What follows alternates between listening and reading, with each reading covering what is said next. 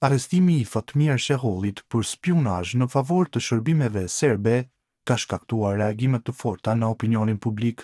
Së fundmi, në lidhje me këtë arrestim, ka komentuar profesori Enver Bytyçi përmes një shkrimi në Bota Sot, reagoi ashpër duke i quajtur Shehollin një tradhtar tipik dhe duke ngritur shqetësime për praninë e tij të vazhdueshme në mediat shqiptare.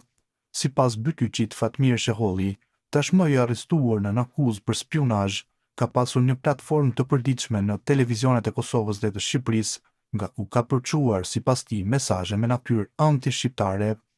Fatmir Sheholli është arrestuar për spionazh kundër Kosovës, e në të gjithë botën spionët klasifikohen si tradhtar të tipit ADU të tyre. Nuk bën përjashtim as Fatmir Sheholli, por këtë tradhtar spion të Serbisë, shqiptarët janë detyruar ta dëgjojnë çdo ditë çdo natë në ekranet televizive të Kosovës, e besa edhe të Shqipërisë. Ky spion i deklaruar serb i arrestuar para 2 ditësh ka folur me krenari për veprimtarinë e tij të spionazhit në këto ekrane. Kohën televizive ja kanë dhënë televizionet të bazuar në politikat editoriale të tyre.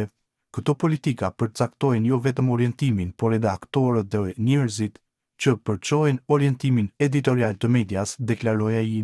Profesori thekson se përgjegjësia nuk ndalet vetëm te Sheholli.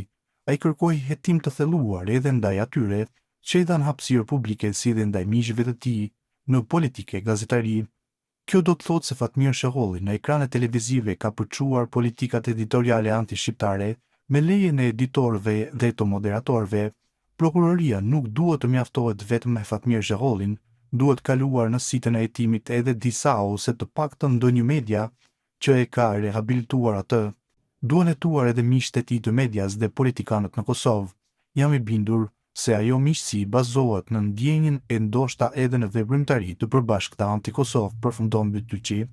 Arrestimi i Shehollit vjen në një kohë kur institucionet e sigurisë në Kosovë kanë intensifikuar hetimet kundër ndikimit të shërbimeve të huaja, sidomos atyre serbe, në jetën politike dhe mediatike të vendit. Gjatë ditës së dieshme, gjykata themelore në Prishtinë caktoi masën e paraburgimit prej një muaji për Fatmir Shehollin, të dyshuar për spionazh kundër shtetit.